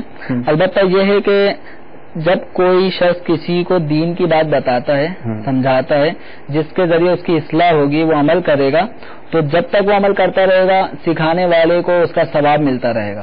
تو جس نے بچے کو یا بچی کو یا اسی طرح کسی بھی شخص کو نماز سکھائی جیسے مدنی قافلوں میں نماز کے پریکٹیکل کروایا جاتا ہے نماز سکھائی جاتی ہے تو سکھانے والے کا ایک تو سکھانے کا یہ ثواب سکھانے کا یہ عمل یہ باعث ثواب پھر سیکھنے والے اس کے مطابق جو نمازیں پڑھیں گے تو ان کا ثواب بھی سکھانے والے کو ملے گا. تو یہ بچے یا بچی کو جو نماز سکھا رہا ہے تو بچہ یا بچی جب تعدم حیات جب تک نماز پڑھتا رہے گا صحیح طریقے سے تو انشاءاللہ اس کو ثواب ملے گا. اب رہا یہ معاملہ کہ جو اس میں کہا گیا کہ بچی کو جب نماز سکھانے سے متعلق کہا گیا تو یہ جواب دیا گیا یہ کنفیوز ہو جائے گی. تو یہ جواب جس طرح انہیں اطمینان نہیں دلا رہا تو ہمیں بھی اطمینان اس جواب سے حاصل نہیں ہو رہا کہ بچی کنفیوز کیوں ہوگی. ٹھیک ہے ہم بچیوں کو یا بچوں کو ABCD سکھاتے رہتے ہیں اور نہ جانے کیا کیا ان کو نظمیں پوئمز وغیرہ یاد ہو جاتی ہیں اس میں وہ کنفیوز نہیں ہوتے. نماز سکھانے میں کنفیوز کس طرح ہوں گے؟ اچھے انداز سے سکھایا جائے تو سب کچھ ہو سکتا ہے. ماشاءاللہ قرآن پاک سکھائی رہے تو ماشاءاللہ وہی قرآن تو نماز میں پڑھانا ہے تو اچھے انداز سے سکھائیں. اور جو بھائی جنہوں نے ان کی بچی کے بارے میں بات کی ان کا بھی انداز اچھا ہونا چاہیے. بعض اوقات ہم بات بڑی اچھی کر رہے ہوتے ہیں انداز غلط ہوتا ہے اور غلط انداز اچھی بات کو بھی خراب کر دیتا ہے. آپ کا پوائنٹ بڑا ویلڈ ہوتا ہے آپ بات بڑی پیاری کر رہے ہوتے ہیں اور وہ بات سمجھ آنی چاہیے لیکن انداز اتنا برا ہوتا ہے کہ اچھی خاصی بات کا جو ہے نا وہ مطلب وہ بات ہی عجیب و غریب بن جاتی. تو پلیز یہ بڑا اہم مدنی پھول ہے یہ سیکھیں آپ. ہمیں بھی سیکھنا چاہیے. میں بھی دعا کرتا ہوں میں بھی سیکھ جاؤں کہ بات اچھی ہو انداز بھی اچھا ہو. اگر اچھی بات اور اچھا انداز آپ کو مل جانا پھر دیکھیں بات کیسے دل میں اتر جاتی ہے. تو اللہ کرے اس سلیقہ سیکھ جائیں ہم تو انشاءاللہ نیکی کی دعوت دینا بڑا آسان ہو جائے گا. مثال کے طور پہ اگر آپ کسی کو نیک بنانا چاہتے ہیں کسی کو نماز پڑھانا چاہتے ہیں اور اس کو ڈانٹ کر پڑھائیں گے اسے جھاڑ کر پڑھائیں گے. ہاں والدین کی بات اور ہے اگر وہ کسی وجہ سے سختی کرنا چاہیں لیکن آپ ڈانٹ کر ذلیل کر کے آپ نماز نہیں پڑھتے آپ کو احساس ہونا چاہیے نماز کا ٹائم ہو گیا باہر کھڑے اس طرح کہہ کر آپ کسی کو نمازی نہیں بنا سکتے. بڑے پیارے انداز میں میٹھے انداز میں آپ دعوت دیں. اللہ آپ کو سلامت رکھے اللہ خوش رکھے. نماز کا وقت ہو گیا ہے تشریف لے چلے مسجد کی طرف. انشاءاللہ میں بھی نماز کے لیے جا رہا ہوں تھوڑی دیر لگے گی تو چند میٹھے بول چند میٹھی باتیں کسی کو نمازی بنا دیں گے اور آپ کی چند ایسی سخت جملے تیز نگاہیں کسی کو مسجد سے سزا کے لیے دور کر سکتے ہیں. تو یاد رکھیں نیکی کی دعوت دینے والے بالخصوص بڑے نرم دل ہونے چاہیے بڑے خوش مزاج ہونے چاہیے. تو اچھی بات اچھے طریقے سے انشاءاللہ اس کی برکتیں آپ ضرور دیکھیں گے. آپ کی کالز بہت ساری جمع ہو گئی مجھے بتایا جا رہا چلتے ہیں کچھ کالز لیتے ہیں اور دیکھتے ہیں کہاں سے اسلام بھائی ہم سے کیا پوچھنا چاہتے ہیں. صلو علی الحبیب صلی اللہ تعالی علی محمد صلی اللہ علیہ وسلم. السلام علیکم. وعلیکم السلام ورحمۃ اللہ وبرکاتہ. میں محمد جاوید بات کر رہا ہوں کراچی سے. مجھے یہ سوال کرنا ہے دعوت اسٹاف کے ممبران سے کہ جس طریقے سے ہم ظہر کی 12 رکعتیں پڑھتے ہیں اکثر لوگوں سے میں نے سنا ہے کہ 4 فرض کے بعد 2 سنت 2 نفل پڑھ لیں یا کہ عشاء کی نماز کے اندر 17 رکعتیں ہوتی ہیں. اکثر لوگ 4 فرض پڑھتے ہیں 2 سنت پڑھتے ہیں اور 3 وتر پڑھتے ہیں. کیا یہ جائز ہے؟ اس کے بارے میں مجھے معلومات چاہیے انشاءاللہ. محمد وقاص باول مدینہ کراچی سے بات کر رہا ہوں. میرا سوال یہ ہے کہ سنت موقع میں تیسری رکعت میں ہم ثنا نہیں پڑھیں گے تو الحمد شریف کے بعد تلاوت قرآن کریں گے یعنی سورت پڑھیں گے یا نہیں؟ اور سنت غیر موقع میں ہم تیسری رکعت میں ثنا پڑھیں گے الحمد شریف پڑھیں گے تو اس کے بعد کوئی سورت پڑھیں گے یا نہیں؟ دوسرا سوال میرا یہ ہے کہ اگر ہم فرض نماز میں امام صاحب کے پیچھے نیت کرتے ہیں مثال ہماری ایک رکعت نکل گئی دوسری رکعت میں ہم شریک ہو گئے اتحیات کے بعد جب چوتھی رکعت میں اتحیات میں دیکھیں گے تو کیا ہم اتحیات کے بعد درود شریف اور دعا پڑھیں گے یا صرف اتحیات پڑھیں گے ہم چوتھی رکعت پوری کرنے کے بعد اتحیات درود شریف اور سلام اور دعا پڑھیں گے؟ میرا نام سید اسماعیل ہے. میں یوہی سے بات کر رہا ہوں فرقان. جی میرے کو 5 ٹائم کی نماز جو پڑھتے ہیں نا جب فجر کی نماز پڑھتے ہیں تو 2 رکعت فرض ہوتی ہیں 2 رکعت سنت ہوتی ہیں تو ہر نماز کے سنت کے اور فرض کے بارے میں معلوم کرنے کا تھا. بہت شکریہ آپ سب کا. مرحبا کہتے ہیں آپ کو اپنے سلسلے میں. جاوید بھائی تھے باول مدینہ کراچی سے. وہ بات وہی ہو گئی کہ ظہر کی 12 کچھ لوگ نہیں پڑھتے عشاء کی 17 نہیں پڑھتے اور عادت سی بن گئی ہے کہ بس فرض پڑھنا ہے اور سنتیں پڑھنی ہے. تو بات کا جواب تو دے چکے تھے. تو وہی کہ جو ثواب چاہتا ہے کہ اس کے ثواب میں کمی رہے زیادہ ثواب نہ کما لیں جی تو اس کو وہ بھلے نہ کریں جی. اور ایسا کون ہوگا جو اجر و ثواب یا آخرت میں ملنے والے درجات میں کمی پر راضی ہو. ٹھیک ہے. یقیناً وہاں پہ تو یہ ہے کہ جو جتنا زیادہ نیکیاں جس کے پاس ہوں گے اتنا زیادہ اس کے مزے ہوں گے. صحیح. تو اب اس میں یہ عشاء کی 9 رکعتیں جو پڑھنے کا عام معمول بن چکا ہے تو یہ معمول اب جمود ٹوٹنا چاہیے. الحمدللہ مدنی انعامات میں امیر اہل سنت دامت برکاتہم العالیہ نے سنت غیر موقدہ اور دیگر جو نوافل ہیں نمازوں کے ساتھ ان کے پڑھنے کا بھی ایک انعام داخل کیا ہے مدنی انعامات میں. تو مدنی انعامات پہ کہ اس انعام کو ہر ایک اسلامی بھائی اسلامی بہن اپنا لے ماشاءاللہ اور اس کے مطابق جو جو نمازوں میں سنتیں اور نوافل ہیں ان کا بھی اہتمام کریں. لیکن جن کے اوپر قضاء عمری ہے ان کو چاہیے کہ وہ سنت غیر موقدہ اور نوافل کی جگہ اپنی قضاء عمری کا اہتمام کریں. اس کے لیے سنت غیر موقدہ اور نوافل کے مقابلے میں قضاء عمری کی ادائیگی زیادہ اہم ہے. اچھا اب یہاں یہ بات تو آپ نے بتا دی کہ جس کو ثواب کی ضرورت ہے وہ ضرور پڑھے. مدنی انعامات ماشاءاللہ آپ نے ترغیب دی. یقیناً مدنی انعامات میں بہت زبردست ترغیب ملتی ہے کہ آپ نے سنت غیر موقدہ پڑھی کہ نہیں, نوافل ادا کیے کہ نہیں, ہم سب کو کرنا چاہیے. لیکن اگر کوئی نہیں کرتا تو اس کو کرٹیسائز کرنا, اس کے بارے میں باتیں بنانا, دیکھو یہ تو سنت غیر موقدہ پڑھتا ہی نہیں ہے, اس سے تو جناب 4 2 3 ہی پڑھنی ہے عشاء کی, 3 2 ہی پڑھنی ہے مغرب کی. تو اب اس کا نہ کرنا اس کو گناہگار تو شاید نہیں کرے گا کیونکہ یہ فرض واجب نہیں تھا, لیکن ہمارا بدگمانی کرنا, ہمارا اس طرح کی اس کے بارے میں باتیں بنانا ہمیں گناہگار نہیں کر دے گا. اس میں یوں سمجھ لیں جو کسی مستحب کام کا ترک کرے نا تو جس کو ایک اصول ہے کہ ترک مستحب سے کراہت بھی لازم نہیں آتی. اچھا ٹھیک ہے. تو اب اگر کوئی آدمی ایک مستحب کام پہ عمل نہیں کر رہا تو ہم اس کو ملامت نہیں کر سکتے. جب شریعت مطہرہ میں مستحب بات کے تارک کو ملامت نہیں کیا تو ہم اور آپ کیا ہوتے ہیں؟ صحیح. ہم ملامت نہیں کر سکتے. ہاں جس طرح امیر اہل سنت دامت برکاتہم العالیہ نے ترغیب دلائی ہے تو ہم ایسے اسلامی بھائی ایسی اسلامی بہنیں جو سنت غیر موقدہ نوافل نہیں پڑھتے ہم ان کو ترغیب اس کے فضائل وغیرہ بیان کریں گے تاکہ ان کا ذہن بنے. صحیح. یہ نہیں کہ ہم ان کو ڈانٹ ڈپٹ شروع کر دیں. تو ڈانٹ ڈپٹ اس معاملے میں ہم نہیں کر سکتے. صحیح صحیح. اچھا وہ ایک اور سوال یہ تھا کہ عبد القدوس بھائی تھے, نماز میں اگر کوئی مسواک کرتا ہے تو اس بارے میں کیا ارشاد فرماتے ہیں؟ نماز کے دوران مسواک کرنا اب یہ عمل کیسا ہے؟ اب یوں تصور کریں کہ میرے ہاتھ میں مسواک ہے, ٹھیک ہے, اور میں نماز میں ہوں اور مسواک کر رہا ہوں. صحیح. آپ میرے اس عمل کو مجھے دیکھتے وقت آپ کیا سمجھیں گے کہ میں آیا نماز پڑھ رہا ہوں یا نماز پڑھنے کی تیاری کر رہے ہیں؟ نماز کی تیاری کر رہا ہوں. ٹھیک ہے. تو دیکھنے والا جب میرے اس عمل کو دیکھے گا کہ میں نماز میں مسواک کر رہا ہوں تو اس کنڈیشن میں اس کا ظن غالب یہی ہوگا کہ میں نماز نہیں پڑھ رہا. ٹھیک ہے.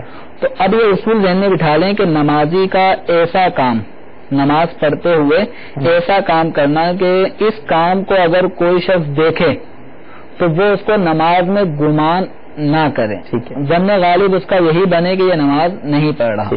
تو اس صورت میں اس عمل سے نماز ٹوٹ جاتی ہے. تو یقیناً مسواک کرنا نماز میں ایک ایسا عمل ہے کہ جس کو دیکھنے والا یہی سمجھے گا نماز نہیں پڑھ رہا تو نماز میں مسواک کرنے سے نماز ٹوٹ جائے گی. ٹھیک ہے. امید ہے کہ یہ بھی جواب مل گیا ہوگا. وقاص بھائی آپ نے باب المدینہ سے کال کیا, مرحبا کہتے ہیں, لیکن آپ کے سوال کی بڑی تفصیلی وضاحت تھوڑی دیر پہلے ہوئی. ہو سکتا ہے آپ نے ریکارڈ پہلے کروایا ہوگا کہ سنت غیر موقدہ میں تلاوت کب کرنی ہے, تحیات میں دوسری رکعت میں کیا ہوگا, چوتھی رکعت میں کیا ہوگا. امید ہے آپ کو اس کا جواب مل گیا ہوگا. سید اسماعیل بھائی تھے UAE سے, فجر میں جس طرح 2 سنتیں اور 2 فرض ہیں اس طرح تمام نمازوں کی سنتیں اور فرض بیان کر دی جائے. اس سے گزشتہ جو سوال تھا ان کا ایک جو اس میں کچھ نیا ہے. جی فرما دیجیے. ان کا یہ تھا کہ اگر کوئی شخص امام کی دوسری تیسری رکعت میں شامل ہوا اور امام صاحب چوتھی رکعت پڑھ رہے ہیں تو اب یہ صرف اتحیات پڑھے گا, یہ اس کو درود شریف وغیرہ بھی پڑھنے ہوں گے. ٹھیک ہے. تو اس صورت میں حکم یہ کہ اگر جیسے مسبوق جس کی کچھ رکعتیں نکل گئیں وہ امام کے ساتھ دوسری تیسری یا چوتھی کسی بھی رکعت میں آیا, امام صاحب چوتھی رکعت میں بیٹھ کے اتحیات پڑھتے ہیں, اتحیات کے بعد درود شریف دعا پڑھیں گے. اس مسبوق کو یہ کرنا ہے کہ اتحیات دھیرے دھیرے پڑھے, سلو اسٹائل میں پڑھتا جائے یہاں تک کہ امام کے سلام پھیرنے تک ختم ہو. ٹھیک ہے. اور اگر اس نے جلدی پڑھ کے فارغ ہو گیا ابھی اتحیات پڑھ کے اب کیا کرے گا, تو اب اس کے لیے بہتر یہ ہے کہ اشہد ان لا الہ الا اللہ واشہد ان محمدً عبدہ ورسولہ کا تکرار کرتا رہے. ٹھیک ہے. خاموش رہا تو خاموش رہنا بھی جائز ہے, یعنی چاہے تو خاموش رہے. بہتر طریقہ وہ ہے کہ اتحیات پڑھنے کا عمل تھوڑا دھیرا دھیرا ہو. ٹھیک ہے. ٹھیک ہے. تو یوں ہی سے سوال تھا جو فرائض اور سنتیں بیان کر دی جائیں پانچوں نمازوں. پانچوں نمازوں میں جو سنتیں ہیں، فجر میں 2 فرض ہیں اور 2 سنت. سنت فجر سے فرضوں سے پہلے پڑھی جاتی ہے اور یہ سنت موقدہ ہے. یہ سنت موقدہ بھی ہے. اور ظہر کے اندر 4 سنتیں پہلے پڑھی جاتی ہیں جی. یہ موقدہ ہیں. ٹھیک ہے.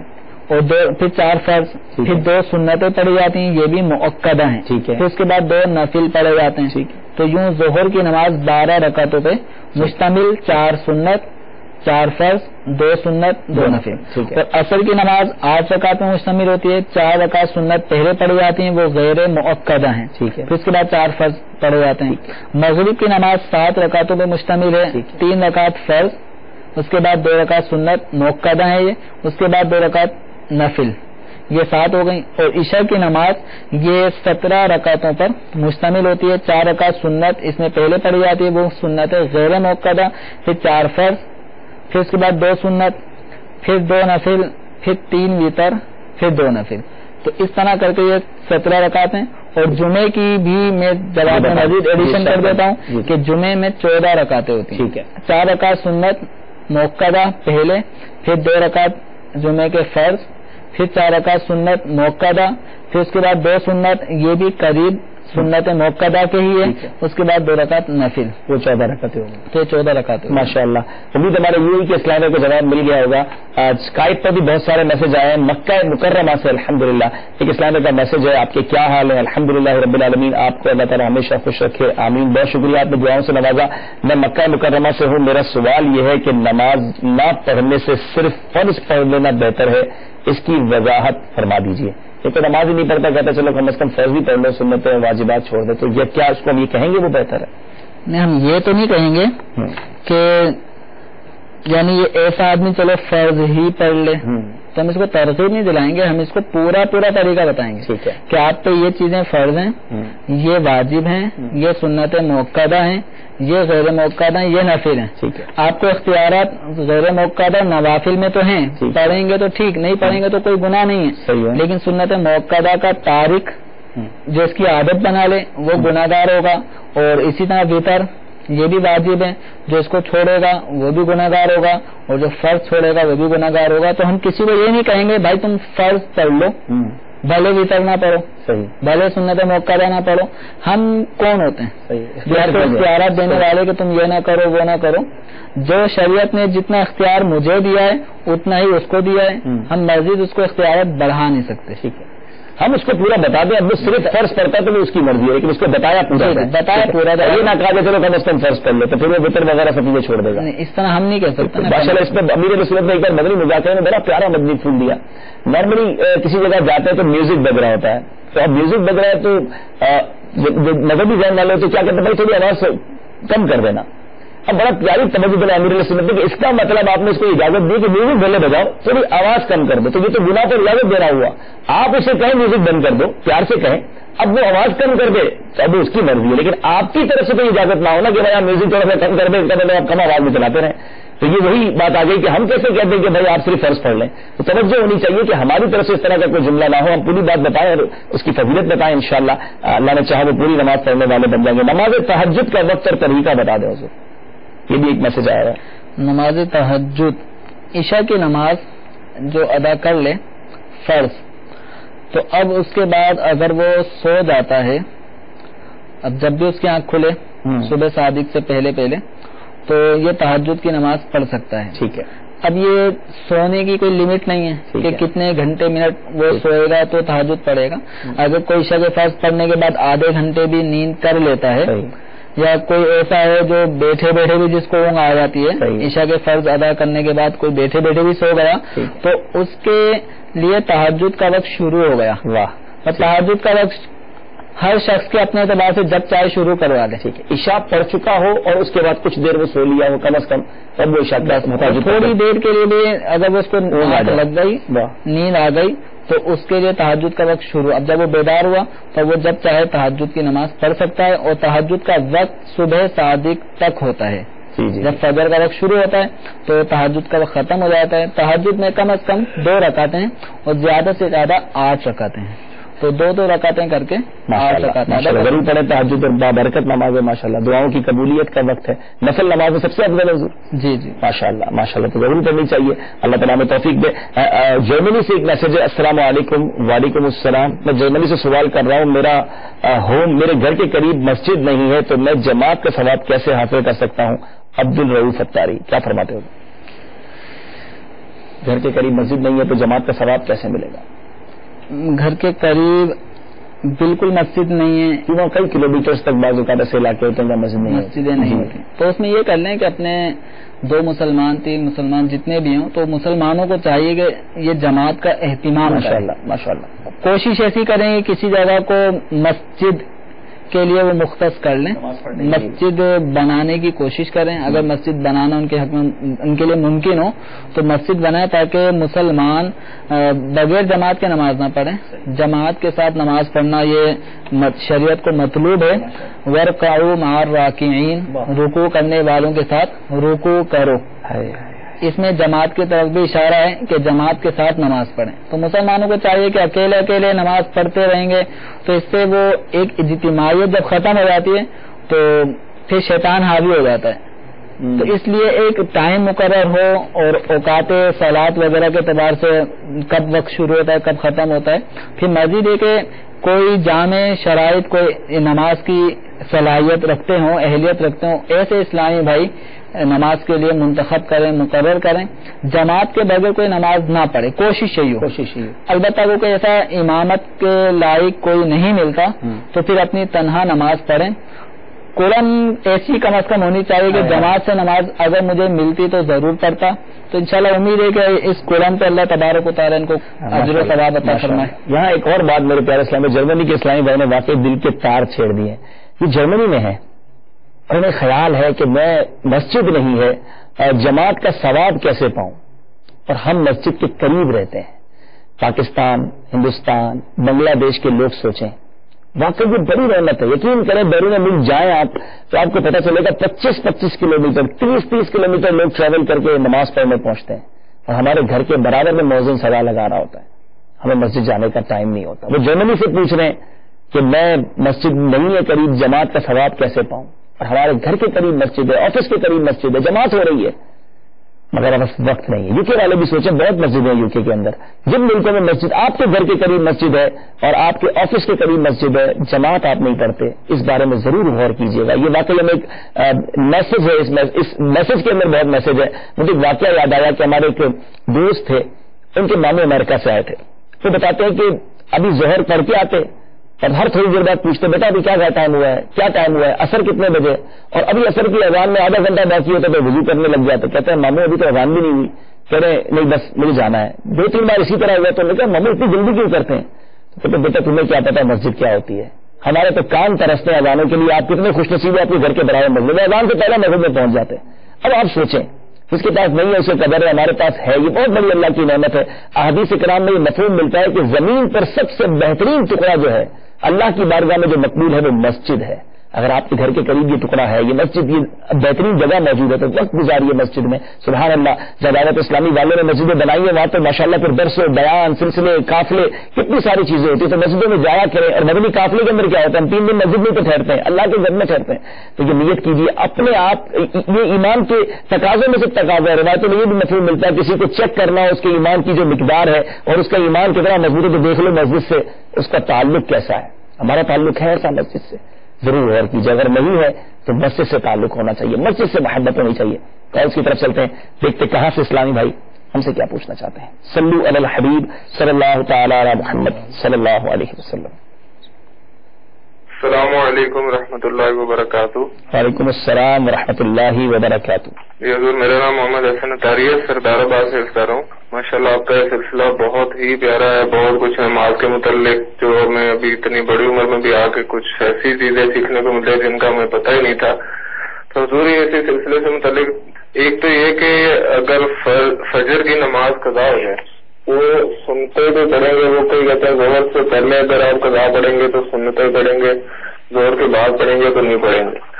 تو اس کا وہ سنتے ہیں کب پڑھیں گے یا نہیں پڑھیں گے, یہ بتا دیں. میرا نام عبدالرحیم اختاری ہے، میں کراچی سے بات کر رہا ہوں. میرا سوال یہ ہے کہ جب ہم چوتھی زکوٰۃ میں ہوتے ہیں یعنی کہ بیٹھے ہوئے ہوتے ہیں تو ہم آتے پڑھتے ہیں، درود شریف پڑھتے ہیں اور 2 دعائیں اور ہوتے ہیں، جیسے کہ ایک دعا پڑھی اور دوسری نہیں پڑھی، سلام پھیر دیا، تو ایسے میں نماز ہو جائے گی؟ سر جمعے کے دن خطبہ ختم ہو جاتا ہے، جمعے کے دن نماز چھوٹ جاتی ہے، اس کے بارے میں پوچھنا چاہ رہا تھا میں. امام صاحب کھڑے ہو گئے ہیں جماعت کے لیے، جب ہم پہنچے ہیں نماز میں شامل ہونے کے لیے تو وہ رکوع میں تھے، ہم نے بھی جا کے رکوع میں ان کے ساتھ شامل ہو گئے ہیں، کیا ہماری وہ رکعت ہو گئی؟ اگر وہ پہلی میں ہی ہم جا کے مل گئے ہیں رکوع میں تو ہماری یہ رکعت ہو جائے گی یا ہمیں دوبارہ وہ رکعت پڑھنی پڑے گی؟ السلام علیکم. وعلیکم السلام ورحمۃ اللہ وبرکاتہ. میرا نام محمد قمر الدین ہے، میں کراچی سے بول رہا ہوں. مجھے یہ پوچھنا تھا کہ نفل جو نماز ہے یہ جو اپنے ظہر میں ہوتا ہے یا پھر مغرب میں یا عشاء میں نفل ہے نماز، اس کو اگر ہم ترک کے اور جو قضاء عمری نماز ہے اس میں ہم کنورٹ کر کے پڑھ لیں تو یہ کیا بہتر ہے ہمارے حق میں؟ جی بہت بہت شکریہ، آپ سب نے کال کیا. مرحبا کہتے ہیں محمد احسن بھائی سردار آباد سے. فجر کی سنتیں اب قضا کرنی ہے، نماز قضا ہو گئی تو اب کب یہ سنتیں پڑھ سکتے ہیں یا صرف فرض ہی قضا کیے جائیں گے؟ فجر کی نماز اگر مکمل ہی قضا ہو گئی، کسی کی آنکھ ہی نہیں کھلی، تو اس صورت میں اگر سورج نکلنے کے بعد ظہر کبریٰ سے پہلے اگر ان کو ادا کرنا چاہتا ہے تو سنت فجر پڑھ لینا بہتر ہے. ٹھیک ہے، پھر اس کے بعد فجر کے فرض ادا کریں. یعنی وہ جو زوال کا وقت شروع ہوتا ہے اس سے پہلے ظہر کبریٰ تو ظہر کبریٰ جو ہوتا ہے اس سے پہلے ٹھیک ہے، یہ ظہر کی اگر فجر کی سنتیں جو قضا اگر فجر کی نماز پڑھنا چاہتا ہے تو سنتیں بھی بہتر ہے کہ پڑھے، پھر فجر کے فرض ادا کریں. اور اگر ظہر کے وقت میں اگر کوئی فجر کی نماز کی قضا کر رہا ہے تو اب سنتیں نہیں پڑے گا. ٹھیک ہے، وہ صرف فرض ہی پڑے گا، وہ صرف فرض ادا کرے. ٹھیک ہے. عبدالرحیم اختاری بھائی تھے، چوتھی رکعت میں سلام سے پہلے ایک ہی دعا پڑھی، 2 دعائیں پڑھتے ہوں گے شاید، یہ ایک ہی دعا پڑھ کے سلام پھیر دیا تو کیا ہوگا؟ درود شریف کے بعد جو دعائیں ہیں تو اللہم انی ظلمت نفسی ظلما کثیرا، یہ بھی ہے، ربی جعلنی، کے بعد پھر ربنا اغفر لی ولوالدی، یہ بھی 2 دعا ہو جاتی ہیں. ٹھیک ہے، ایسے ربنا آتینا. تب ایک نمازی اگر اپنی تنہا نماز پڑھ رہا ہے تو وہ بکثرت کئی دعائیں بھی پڑھ سکتا ہے. ٹھیک ہے. اگر ان میں سے ایک پڑھی ایک نہ پڑھی تو اس میں کوئی مذائقہ نہیں ہے، نماز ان کی درست ہو جائے گی. اچھا، یہاں جو اتحیات میں جو دعا پڑھنی ہے یہ قرآنی دعا ہونی ضروری ہے یا حدیث پاک میں بھی وہ دعا ہو تو وہ بھی پڑھ سکتے ہیں؟ اللہم انی ظلمت نفسی ظلما کثیرا، یہ تو ہے ہی حدیث کی مروی دعا. ٹھیک ہے، تو کوئی سی بھی دعا یعنی دعائے معصورہ جو قرآن میں یا حدیث میں وارد ہوئی ہیں یہ اس مقام پہ پڑھنی ہے. ماشاءاللہ. اچھا، دعا تو عربی میں ہی ہوگی، اردو میں تو نہیں کر سکتا نا یہاں پر؟ عربی میں ہی، نماز عربی میں ہی پڑھنی ہوگی. ٹھیک ہے، ٹھیک ہے، امید ہے کہ کلیئر ہو گیا ہوگا. جمعے کا خطبہ نکل گیا، جماعت تو مل گئی لیکن خطبہ نہیں ملا، تو ابھی جمعہ ہوا یا نہیں ہوا؟ جمعے کے شرائط میں سے خطبہ بھی ہے. ٹھیک ہے، یعنی خطبے کا ہونا. ٹھیک ہے، یہ جمعے کے شرائط میں سے اگر خطبہ نہیں ہوا تو نماز جمعہ اگر پڑھی خطبے کے بغیر تو جمعہ کی نماز نہیں ہوگی. یعنی امام صاحب نے خطبہ نہیں دیا تو کسی کی بھی نماز ایک الگ نہیں. ٹھیک ہے، ٹھیک ہے. یہ نہیں ہے کہ ہر ایک مقتدی خطبہ سنے ٹھیک ہے تو جمعہ ہوگا، ٹھیک ہے، ورنہ نہیں ہوگا. ٹھیک ہے، ایسا نہیں ہے. جب بچے کے خطبے کا ہونا شرط ہے وہ عام طور پہ ہو رہا ہے. ٹھیک ہے. اب اگر یہ دیر سے پہنچا اور نماز شروع ہو چکی تھی، خطبہ سننے سے محروم رہ گئے، ٹھیک ہے، تو اس کو یہ نہیں کہیں گے ان کی نماز جمعہ نہیں ہوئی. جماعت مل گئی تو جماعت مل گئی. ایک رکعت ملی جمعے کی تو بھی جمعے کی نماز ہو گئی. اگر کوئی اتحیات میں بھی پہنچا ہے، ٹھیک ہے، اور اتحیات میں شامل ہو گیا تو بھی اس کی جمعے کی نماز اس کو مل گئی. ٹھیک ہے. اب یہاں میں ایک سوال ضرور کروں گا، ہو سکتا ہے کہ کچھ ایسے لوگ جو ویسے لیٹ کر مرض ہیں پہنچتے ہی آخر میں وہ پکا امام صاحب خطبہ ختم کر رہے ہیں تو دوڑتے ہوئے پہنچ رہے ہیں، اب ان کو مل گیا بھائی اب تو اتحیات بھی پہنچ سکتے ہیں. تو ایسا تو نہیں ہے کہ یہ اس طرح پہنچنے والے کو وہ ساری برکتیں ملیں گی، جو پہلے پہنچے گا اس کو زیادہ ثواب بھی تو ملے گا نا حضور؟ دیکھیں برکتیں تو ملنی ہے. ہمیں حکم یہ ہے اذا نودی للصلاۃ من یوم الجمعۃ فاسعوا الی ذکر اللہ وذروا البیع، کہ جب جمعے کے دن پکار ہو یعنی اذان جمعے کے دن جب ہو جائے، فاسعوا الی ذکر اللہ، تو اللہ تعالی کے ذکر کی طرف دوڑو. اذان کے بعد صحیح، اذان کے بعد صحیح اللہ کے ذکر یعنی نماز کے لیے صحیح کرنا، کوشش کرنا. وذروا البیع، کاروبار کو چھوڑ دو. صحیح. یہ ہمارے پروردگار عز و جل نے سورہ جمعہ میں ہی یہ جمعے کے بارے میں یہ ہمیں طریقہ ارشاد فرمایا، حکم دیا کہ اذان جمعہ ہوتے ہی ہم نے کاروبار چھوڑ دینا ہے اور نماز جمعہ کے لیے کوششیں کرنی ہے. اب وہ حضرات کے جو خطیب صاحب کے بیان کے اختتام کا انتظار کرتے ہیں، پھر خطبہ ہوگا، پھر آئیں گے، تو عام طور پہ اذانیں بعض اوقات پہلے ہو چکی ہوتی ہیں. تو جہاں پہ اذان بس شروع ہو گئی تو اب وہاں کے اطراف کے رہنے والے نمازیوں پہ لازم ہے کہ اب وہ سب کام کاج کو چھوڑ کر اب نماز کے لیے مسجد میں آ جائیں. صحیح. اب تاخیر نہ کریں، بلکہ وہ کریں. خطبہ ختم ہو جائے تو پھر بلکہ خطبہ شروع ہو جائے تو وہ رجسٹر بھی بن جاتا ہے، جو فرشتے نام لکھے ہوتے ہیں جمعے میں آنے والوں کے. تو ہمارا تو اب فرشتوں کے رجسٹر میں بھی نام نہ جائے، بلکہ ایسی بھی روایت ملتی ہے سب سے پہلے آنے والے کو اونٹ صدقہ کرنے کا ثواب، پھر گائے، پھر آنے والے کو گائے کا صدقہ، پھر بکری کا صدقہ، پھر مرغی، پھر انڈے کے صدقے کی بھی مثال دی گئی کہ اتنا فضیلت کم ہوتی چلی جائے گی اور ہم سب سے آخر میں جائیں. کئی نمازیوں کو دیکھا گیا پیارے اسلام بالکل لاسٹ مومنٹ پہ، ہر ہفتے یہ معمول ہے ہم کب مسجد میں پہلے جائیں گے، پھر جانا بھی لاسٹ مومنٹ پہ اور دو فرض پڑھ کے سب سے پہلے نکلنا بھی ہے. دعا میں بھی شامل نہیں ہوتے، بھی شامل نہیں. یہ بے چینی نہیں ہونی چاہیے. وہ روایت مجھے یاد آ رہی ہے کہ مومن کی مثال ایسی ہے، پانی کے اندر جس طرح مچھلی ہوتی ہے اس طرح وہ مسجد کے اندر ہوتا ہے. ہم کیسے ہیں؟ کبھی کبھی تو ایسا لگتا ہے کچھ لوگ مسجد کے اندر ایسے ہوتے ہیں جیسے مچھلی پانی کے باہر ہے، بے چین بے کل، بار بار گھڑی دیکھ رہے ہیں، ابھی تک جماعت کھڑی نہیں ہوئی، اور جیسے جماعت ختم ہوئی بھاگ جائیں گے جیسے پرندہ پنجرے میں. استغفر اللہ. ہمارا تو دل لگنا چاہیے، ہمیں تو قرار ہونا چاہیے مسجد کے اندر، مزہ آنا چاہیے کہ اللہ کے گھر میں موجود ہے. سبحان اللہ. تو وقت گزاریے مسجد میں، اپنا دل لگائیے اللہ کے گھر میں. بہرحال باتیں بہت ساری کرنے کی، آپ کے سوالات بھی ہم ساتھ ساتھ لے کر چل رہے ہیں، ساتھ ساتھ کوشش کرتے ہیں کچھ مدنی پھول بھی آپ کی طرف بڑھاتے رہے اور آپ اپنے دل کے مدنی گلدستے میں سجاتے رہے. جمعے کا خطبہ ہو گیا، جماعت میں پہنچے، رکوع میں شامل ہوئے، وہ رکعت ملی کہ نہیں ملی؟ جماعت کے اندر رکوع میں پہنچ گئے جی، تو رکوع جب ہم نے امام کا پا لیا، ٹھیک ہے، تو ہمیں وہ رکعت مل گئی. ٹھیک ہے. اب وہ پہلی ہے تو پہلی رکعت مل گئی، اور پہلی رکعت جس کو مل گئی اسے تکبیر اولیٰ کا ثواب بھی مل گیا. ٹھیک ہے. ٹھیک ہے.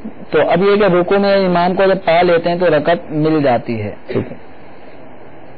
ٹھیک ہے. امید ہے کہ پتہ چل گیا ہوگا کہ رکوع مل گیا تو وہ رکعت بھی مل گئی. محمد قمر الدین بھائی تھے، نفل نماز کی جگہ ہم قضا پڑھ لیں، اس کو نفل کو کنورٹ کر لیں قضا میں، تو وہ ہمارے لیے بہتر ہے. کیا فرماتے ہیں؟ کنورٹ کرنے کا معنی ایسا نہیں ہے کہ ہم نفل کی بھی نیت کریں اور قضا عمری کی بھی کر لیں.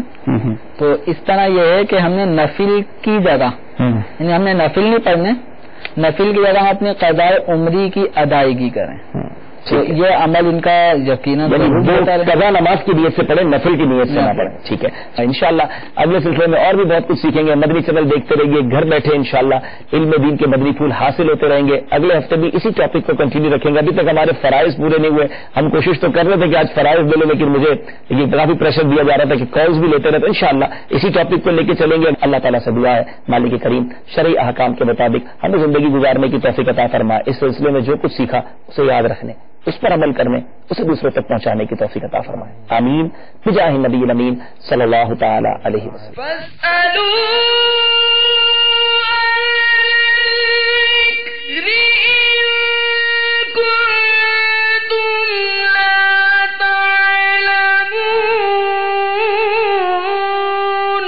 تو اے لوگو علم والوں سے پوچھو اگر تمہیں علم نہ ہو.